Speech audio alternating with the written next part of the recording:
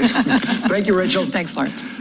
Well, a couple of hours after the president landed in Brussels today for a NATO summit to be followed by a visit to London where he will meet the Queen and then a private one-on-one meeting with Vladimir Putin in Helsinki, the United States Senate had a roll call vote that was almost unanimous, and that is the same United States Senate that is paralyzed by party divisions more extreme than we have ever seen in the Senate's modern history.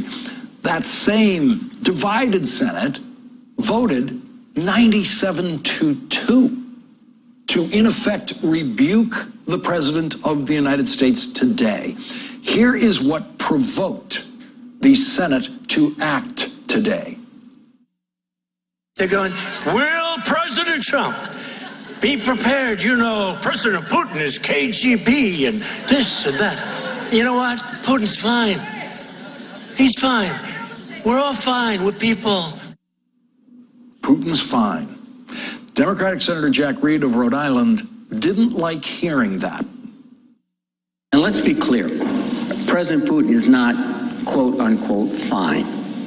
As recently reaffirmed by the Senate Select Committee on Intelligence, in which I sit, President Putin directed an attack on our 2016 elections with the intent of undermining public confidence in our democratic process.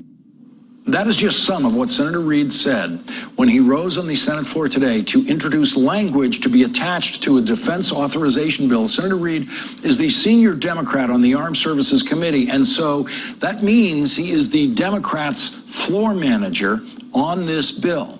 And it was in that role, as the floor manager of that bill, that he introduced language to be attached to the bill to, quote, reaffirm the commitment of the United States to the North Atlantic Treaty Organization alliance as a community of freedom, peace, security, and shared values, including liberty, human rights, democracy, and the rule of law. Jack Reed introduced that language at the end of a day that was full of Trump attacks against NATO, including false statements on Twitter about the financing of NATO, and the president tweeting repeatedly about NATO. And so, after the president spent the day attacking NATO on his way to the NATO summit, Democratic Senator Jack Reed rose on the Senate floor, a member of the seemingly powerless Democratic minority in the United States Senate, and introduced language to attach to a bill that would rebuke everything that the president said today about NATO. And Democrat Jack Reed got 97 votes on the Senate floor today against everything that the president has been saying about NATO.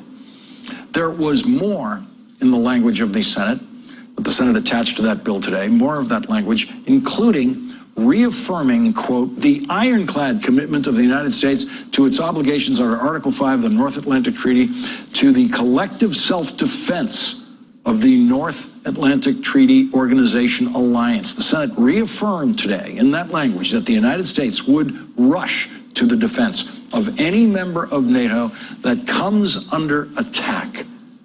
Mitch McConnell voted for that direct disagreement with the president. Every Republican voted for that, except the two Republicans who sometimes call themselves libertarians, Rand Paul and Mike Lee. And every Democrat voted for that. The language that 97 senators voted for today went on to endorse, quote, long-term strategy using all elements of United States national power to deter and, if necessary, defeat Russian aggression. The Russian aggression that Donald Trump pretends doesn't exist. And that language made a demand of the president in dealing with Russia. The language attached to the bill now says that it calls on the administration to urgently prioritize the completion of a comprehensive whole-of-government strategy to counter malign activities of Russia that seek to undermine faith in democratic institutions in the United States and around the world, and to submit that strategy to Congress without delay. 97 senators voted for that rebuke of the Trump administration and its relations with Russia. A display of bipartisanship unlike anything we have seen in recent memory. And on the Senate floor today, Jack Reed explained something about NATO that everyone in the Senate already knows, but the president does not seem to understand. The United States participates in NATO because we believe the transatlantic partnership is in the U.S. national security interest and not because other countries are paying us for protection. And that was a very direct rebuke to what the president said this morning on his way to Air Force One. NATO has not treated us fairly, but I think we'll work something out. We pay far too much, and they pay far too little. So I have NATO, I have the UK, which is in somewhat turmoil, and I have Putin. Frankly, Putin may be the easiest of them all. Who would think? Who would think? No one would think. No one would think Putin is the easiest to deal with, and no one in the United States Senate would think that Putin is the easiest head of state that President Trump will deal with this week. This morning, the European Council President Donald Tusk directed these remarks at President Trump as he was on his way to the NATO summit. Dear President Trump, America does not have and will not have a better ally than Europe. Dear America, appreciate your allies. After all, you don't have that many. Please remember about this tomorrow when we meet at the NATO summit, but above all when you meet President Putin in Helsinki. It is always worth knowing who is your strategic friend and who is your strategic problem. Leading off our discussion now, David Corn, Washington Bureau Chief for Mother Jones, co-author of the best-selling book Russian Roulette, and an MSNBC political analyst. Ruth Marcus is with us, deputy editorial page editor and columnist for the Washington Post. She's an MSNBC contributor. And David Leonhardt, op-ed columnist for the New York Times, is also joining us. And Ruth Marcus, I wanted to begin with you with this vote that we saw on the Senate floor today, 97 votes, basically rebuking the president's Twitter feed for the previous several hours and just about everything the president has to say publicly about Vladimir Putin. So it's astonishing in this Senate that you could get 97 votes for anything that goes beyond naming a post office. But I think what's even more astonishing is that it's necessary, right? Who would have thought that you would have to have the Senate explaining to a president of the United States about the role of NATO, the importance of NATO, and the need to take action against a country that interfered in your election? That's where we are. Remember, a year ago, we were all in a tizzy about whether the president would reaffirm the NATO commitment to go to the defense of other countries, that other NATO allies were under attack, and whether he would say the magic words. Now, we're not worried that he's going to fail to say the magic words. We're just worried that he's going to blow the whole darn thing up. And that is why you get 97 very alarmed senators.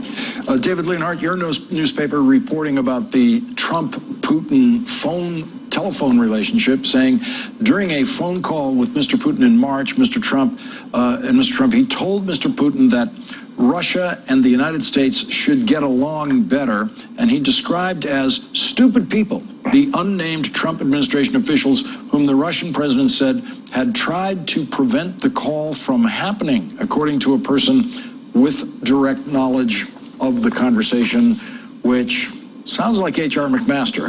You always have to be concerned about those people who've left the administration with knowledge of conversations like that.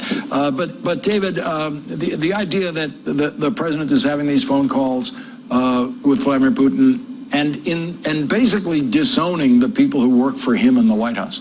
Disowning his own aides, disowning all of Congress, disowning decades of American policy. I mean, what is so alarming about this is if you ask yourself, what would Vladimir Putin want Donald Trump to be saying? What would he want him to be saying out on that White House driveway?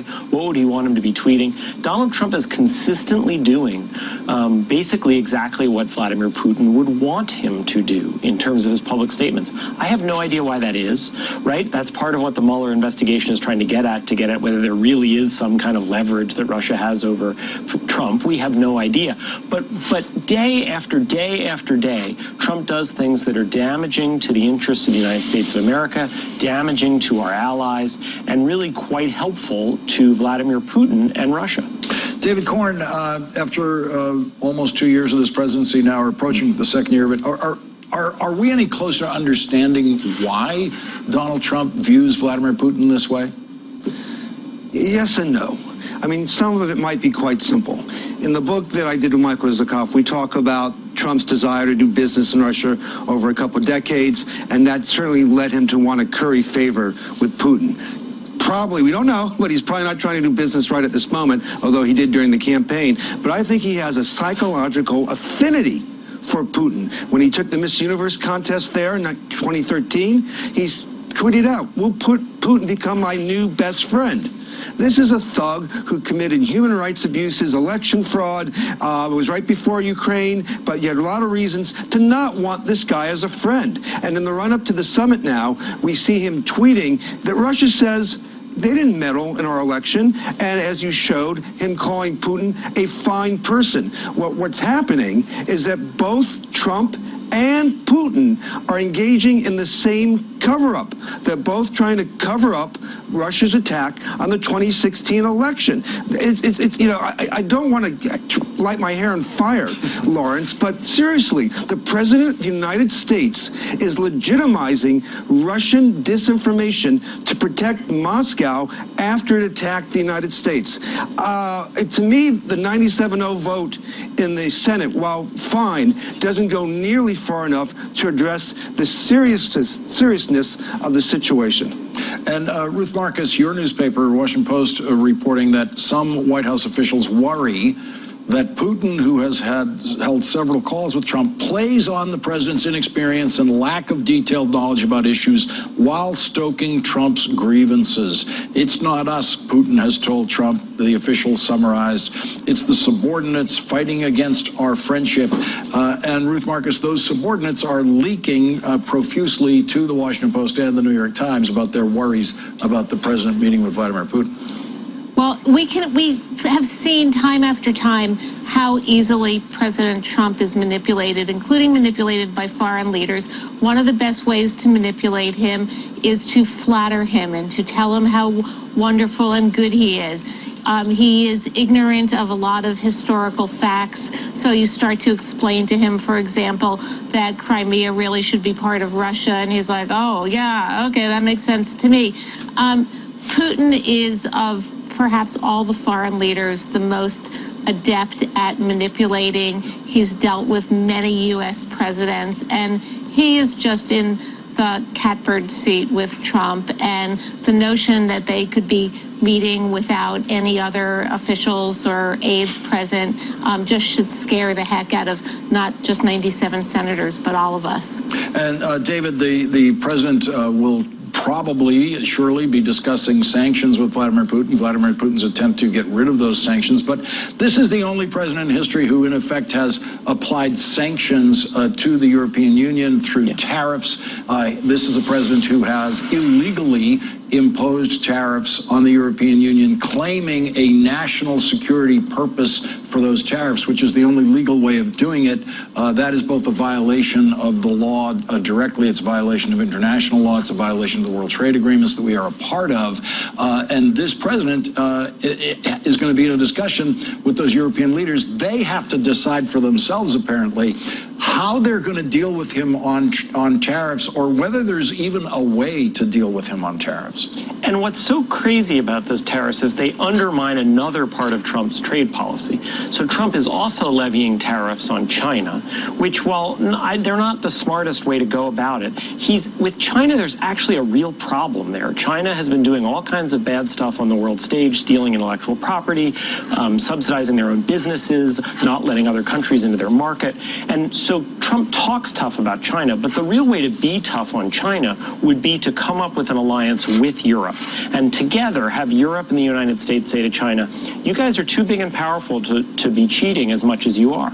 And instead what Trump has done is he's picked all these fights with Europe that you've mentioned, levying these tariffs on Europe really for no reason, sort of made up problems between the US and Europe and how they levy tariffs on us. And so it undermines what is a much more serious issue in trade trade, which is how to go after the role that China is playing today. And of course, in the process, it also ends up hurting a whole bunch of U.S. companies and U.S. consumers. So it's just really a big loser for the U.S. economy and a big loser for the U.S. on the geopolitical stage. David Corn, we will, I suppose, never be able to trust what was actually said in the one-on-one meeting between Donald Trump and Vladimir Putin. Can't trust Donald Trump's account of it, can't trust Vladimir Putin's account of it. That leaves us with the translators. They will be getting chased for the rest of their lives by reporters and historians trying to figure out what these two actually did say to each other. And there's the question of how much can we trust the translators. We just may never know. I don't think so. It's like that great song from Hamilton. No one was in the room where it happened. And as Ruth so aptly described, it really seems like Putin has the upper hand, at least psychologically, in playing Trump. Trump, fawns over this guy. He wants acceptance from Putin. He sees the world as a club that he and Putin perhaps can rule together, and he shows nothing but dismissiveness towards our allies who share our values, whether it's Germany or Canada or a number of other countries. And so, I mean, we're kind of at the mercy here, not of Trump, but almost of Putin, who I think has the ability to turn Trump against his own staff, against American interests, certainly, and against our allies. David Corn, David Leonhardt, thank you for starting off our discussion tonight. Ruth Marcus, please stay with us. And when we come back, no Supreme Court nominee has ever written more about presidential crimes and prosecuting presidents and impeaching presidents than President Trump's President Trump's nominee for the Supreme Court, Judge Brett Kavanaugh, had an easy first day on Capitol Hill today, making courtesy calls with the two most important senators in his life, Senate Majority Leader Mitch McConnell, who will decide when to finally bring the nomination to a vote on the Senate floor, and the chairman of the Senate Judiciary Committee, Chuck Grassley, who will try to schedule the Kavanaugh confirmation hearing as soon as possible. The average elapsed time for confirmation hearings from the day the nomination is announced to the confirmation hearing is 40 days. The average elapsed time for a vote on the Senate floor from the time the nomination is first announced is 66 days. And so this confirmation drama is likely to fill at least the next 2 months in the Senate. As with all Supreme Court nominees, Judge Kavanaugh's legal writings are already being studied, and he has taken more positions on investigating a president than any previous Supreme Court nominee. As one of the staff lawyers in the special prosecutor's office run by Kenneth Starr in the investigation of Bill Clinton, Brett Kavanaugh co-wrote the Starr report submitted to the House of Representatives that made the claim that lying to the American people was grounds for impeachment, and also claimed that President Clinton's delays in agreeing to testify to a grand jury constituted obstruction of justice. The report, co-written by Brett Kavanaugh, said President Clinton endeavored to obstruct justice during the grand jury investigation by refusing to testify for 7 months and lying to senior White House aides with knowledge that they would relay the president's false claims to the grand jury. But a little over 10 years later, Judge Kavanaugh wrote a law review article in which he argued that presidents should not be subject to criminal investigations during their presidency. But he did specify in that article that it would take an act of Congress to change the law to specifically prevent a president from being the subject of a civil lawsuit or a criminal investigation, and prevent the president from being indicted or put on trial in a criminal courtroom until after leaving the presidency. That article might turn out to be the basis for the most challenging questions Brett Kavanaugh faces in the Senate Judiciary Committee. Joining our discussion now, Dahlia Lithwick, senior editor and legal correspondent for Slate.com. Also joining us, Matt Miller, the former spokesperson for Attorney General Eric Holder, and an Msnbc contributor. Dahlia, I've been studying that law review article, and last night I was absolutely, virtually, almost completely certain that what he was saying in that law review article is that only the Congress can protect the president from being investigated, from being indicted, from actually being put on trial in a criminal courtroom during his presidency. That currently, under current law and the Constitution, the president is not protected from that. I think that's right. I think that article, the quick trigger version of that article that we were hearing last night was that he was expansively saying the president is immune from civil and criminal, suit. He wasn't saying that. I think you're right. What he was saying is, I'm not sure. I think this is an open constitutional question. I'm not sure what it should be, but Congress could immunize the president. I think that's what that article is saying. And he seems to be saying in the article that that's the way he thinks it now should be.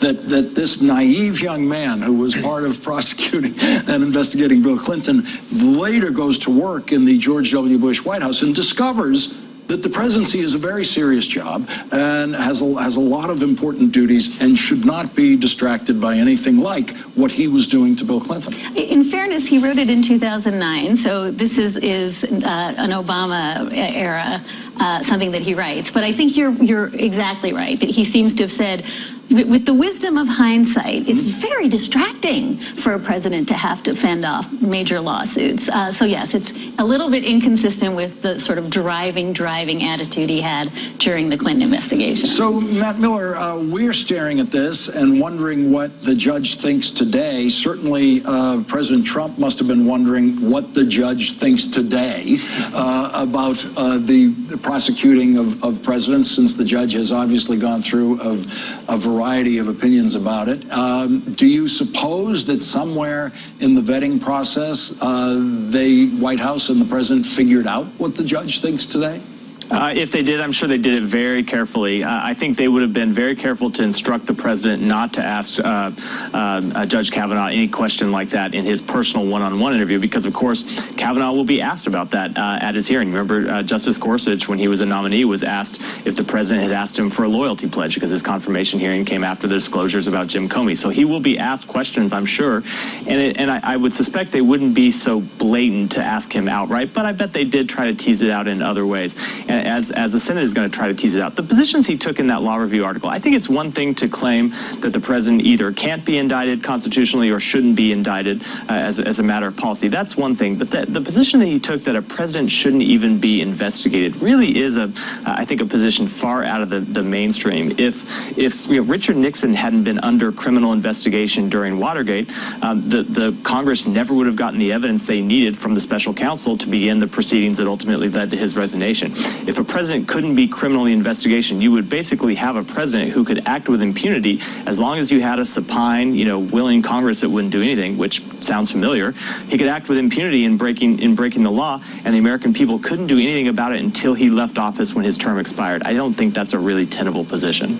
Dahlia, Mitch McConnell was warning against, apparently, according to reporting in the New York Times, was warning against nominating Kavanaugh precisely because he has enough time on the federal bench in the appeals court to have committed himself to a lot of written opinions, and because of writing like this, and because of the creation of documents while he was working in the Bush White House, which, according to precedent, will all be something that the Democrats have a right to demand to see. Now, McConnell can suddenly defy precedent, but McConnell was concerned about that and was telling the White House, Kavanaugh is the one we should not nominate. This one could be the difficult one because of all of this writing.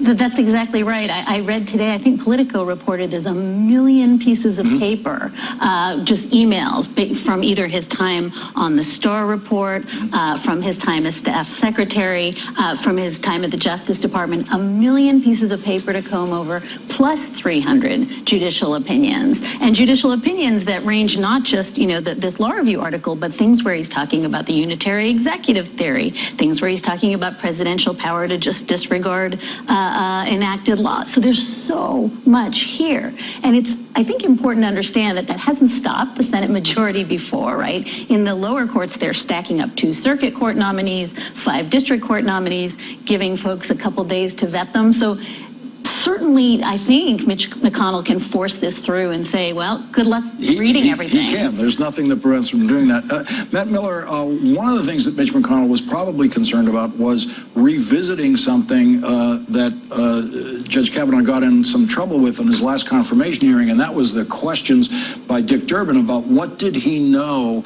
about possible torture and the authorization of torture within the White House. Rachel did a look at this in her last hour, and the idea that Dick Durbin on the Judiciary Committee gets another chance with this nominee under oath to go after that, after being highly dissatisfied with what he heard from him in his previous confirmation hearing, that's the kind of risk that Mitch McConnell is concerned about. Yeah, it's absolutely right. You know, after that confirmation hearing, Dick Durbin later sent him a letter asking to clarify his position after there were reports about what he might have known, and he never got a response. So he's going to now have a chance to get that response under oath in front of the entire country. I think the reason this is so important, and the reason it's so important that Democrats do insist on all of those documents being turned over, as by the way, you know, happened for Elena Kagan, is because look what happened at the Bush White House the time that Brett Kavanaugh was first in the White House counsel's office, and then as the staff secretary, where just about every piece of important paper the president sees goes across your desk. They endorse torture. They misuse intelligence in the run-up to the Iraq War. There were a number of highly inappropriate, if not in some cases lawless, actions that White House took, and the Senate has the obligation to know to what extent he was involved in that. It's a very important. It is the first thing that they need to do. There are a number of important issues: the woman's right to choose, the Affordable Care Act that they need to fight over. But the first thing they have to do is ensure that they get access to those documents so they can see just what his record really looks like. Dahlia Lithwick and Matt Miller. Dahlia, you're only going to have to read about 1 million documents in covering this confirmation hearing. You should be able to do that very quickly. Coming up, the pro-choice Republican women senators who might oppose this nomination spoke about the nominee for the first time. Take it all down. This is the Story of Cool, and all new episodes Sunday at 9 on Msnbc. Story of Cool is sponsored by Progressive, making it easy to bundle your home and car insurance. It has become increasingly clear that the confirmation of the next Supreme Court justice will come down to the two Republican pro-choice senators who support Roe versus Wade, Senator Susan Collins of Maine and Senator Lisa Murkowski of Alaska. And Senator Collins does not seem to be enjoying being the focus of all of that pressure. There are a lot of lobbying campaigns on both sides underway right now, but my vote doesn't count any more than those of my 99 colleagues. Oh, yes, it does. Susan Collins' vote is in doubt, and Lisa Murkowski's vote is in doubt tonight, and they are the only two Republicans, really, who might vote against the president's nominee, and so they hold in their hands the power to confirm the nominee or defeat the nominee. And here's what Senator Murkowski had to say. I'm going to have an opportunity to ask more questions myself. I'll have an opportunity to review some of the writings that he has made since the time he gave those statements to the Senate back in 2006, and just confirm again, or confirm for the first time in other areas, again, that are also very, very important. So there's some work to be done. MSNBC's Garrett Haake caught up with Senator Collins. He was asked about his views on Roe back in 2006 when he was up for his current job. You voted for him at that time. Are you comfortable that he is someone who will stand by precedent and uphold Roe should it be challenged? Well, back then he said that he considered Roe to be settled precedent, and that is my judgment as well. So I was glad to hear him say that at that time.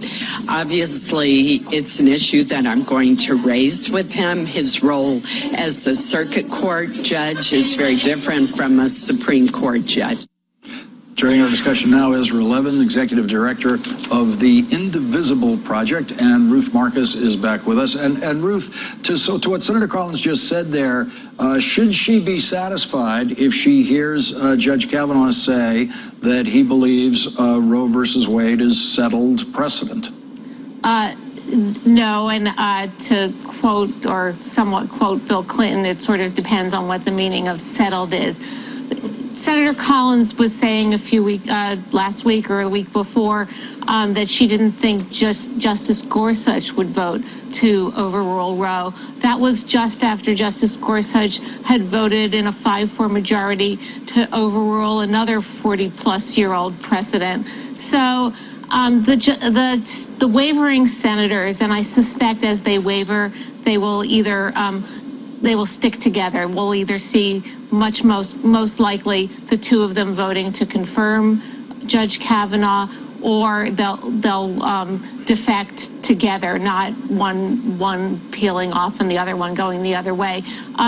But they will hear in what Judge Kavanaugh says kind of what they want to hear, because every nominee gets before the Judiciary Committee and talks about their respect for precedent and ticks through the various factors that are involved when you decide to jettison a president. So if it's a kind of trust but verify situation, if you want to trust them, you'll trust them.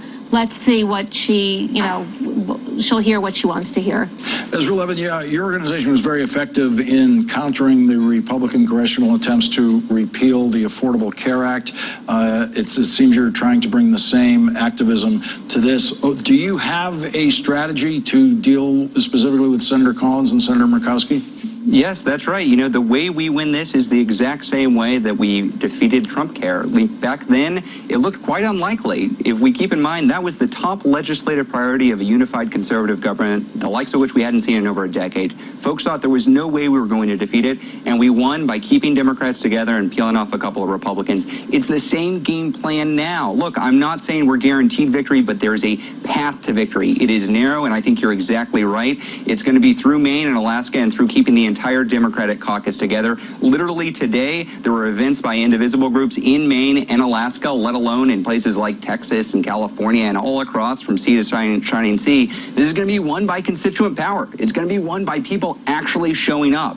And the way this starts is not just by focusing on Maine and Alaska, though. The way that we will get Maine and Alaska on our side is by getting every single Democrat out immediately to oppose this nominee, which will eliminate any kind of political cover for Susan Collins and Lisa Murkowski. They don't want to be the deciding vote on this. We're going to force them to be the deciding vote on this. And so does this mean that when Lisa Murkowski and Susan Collins are making public appearances in Alaska and Maine, they will be hearing from opponents of this nomination?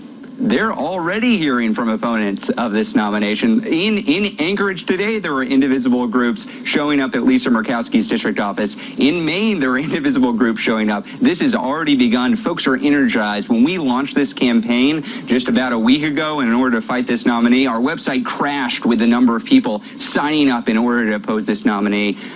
We know that this is possible if people stand up, and that means focusing on your two senators, getting them on the record. Doesn't matter if you're in a red state or a blue state or a purple state. We need leaders out there to fight this nominee and win. If we lose the three Democrats who voted for Gorsuch, we're going to lose this fight. So we need Senate Minority Leader Schumer to actually fight and whip the vote to get those Democrats back. If we can't unify the Democratic caucus on this, we're going to lose. If we can't pick up a Republican or two, we're going to lose. But we can do all of those things. We did it a year ago to defeat Trump Care, and we can do it now. Ezra Levin and Ruth Marcus, thank you for joining us tonight. Really appreciate it. Thanks so much. And coming up, where are the babies? They are not back with their parents tonight, despite a court order for the Trump administration to reunite all of the families that it has torn apart at the southern border. Oh, and one of the babies might actually be a United States citizen. That's next.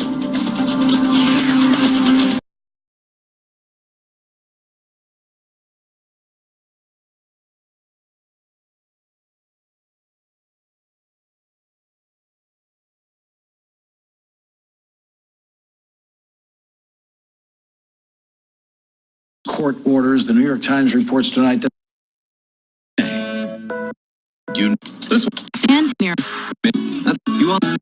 Europe today. Before the president flew to Europe today, he said he has no idea how to reunite the children and parents who he ordered to be separated and arrested at the southern border. Of course, the president didn't say it quite as clearly as that. Yesterday, Republican Linda Chavez, a veteran of the Reagan administration, said this: The sheer level of incompetence of this administration in dealing with this issue. There's just such callous indifference.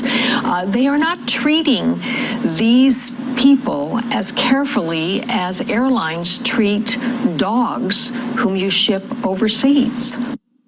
NBC's Gabe Gutierrez joins us from El Paso, Texas. And Gabe, to Linda Chavez's point about the incompetence, we have this shocking story tonight that one of the children might actually be a United States citizen, and that child's parent might actually be a United States citizen. And so putting the child in custody would have been wrong from the start.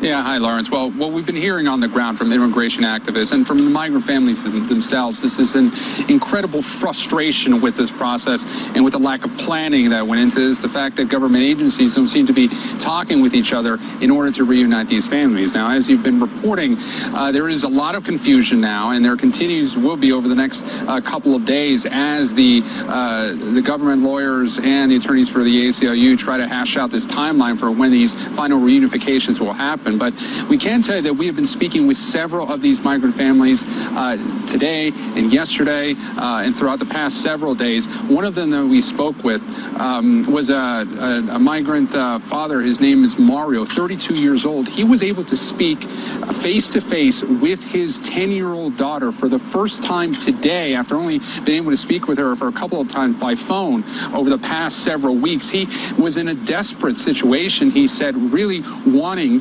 to finally be reunited with her, and he doesn't know when that will happen. This is really happening throughout the country, Lawrence. We've been hearing about the parents of these younger children, which is still some question about how many of them have actually been reunited tonight. The government saying that 32 would happen before the end of the day. But we heard from another father from Guatemala. He was outside a courthouse in Los Angeles today, emotionally talking about how he couldn't get a hold or couldn't be reunited with his son all the way in New York at a shelter in New York. Here's some of his emotional news conference that he gave today. Take a listen. Le pregunto por mi esposa que si yo estaba vivo o según él, según mi niño que yo estaba muerto. Cuando le hablé el lunes, mi niño estaba llorando. Papá, ya no me quieres, pa, me dijo. ¿Por qué no me has llamado? Me dijo. Yo sé que no es mi culpa. And this is something that we've been hearing from many of these families. They say once they finally do reach their children, that these children are so young that they seem angry at times. They feel that these children think that their parents somehow abandoned them, and that speaks to really the trauma that some of these families are going with. We spoke with another woman, 37 years old, Digna. She's from El Salvador. We met her at a local shelter here, Annunciation House, and she talked about that gut-wrenching moment when she had to say goodbye to her young children, that one 9-year-old son and another girl who was 6 years old. Take a listen to her story. Solo abracé y les di un beso y les dije, mi amor, no te preocupes, yo voy a llegar por ustedes, no sé cuánto tiempo me voy a tardar, pero quiero que sepan que yo voy a regresar por ustedes.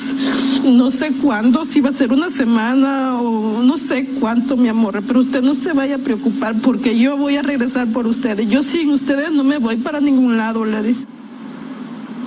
So while the government says that those 38 of the youngest children will be reunited by the end of today, and we're still waiting confirmation on that, Lawrence, nearly 3,000 separated children of all ages now have to be reunited according to that court order by July 26, Lawrence. Gabe Gutierrez, thank you once again tonight for your invaluable reporting. Really appreciate it, Gabe. Tonight's Last Word is next.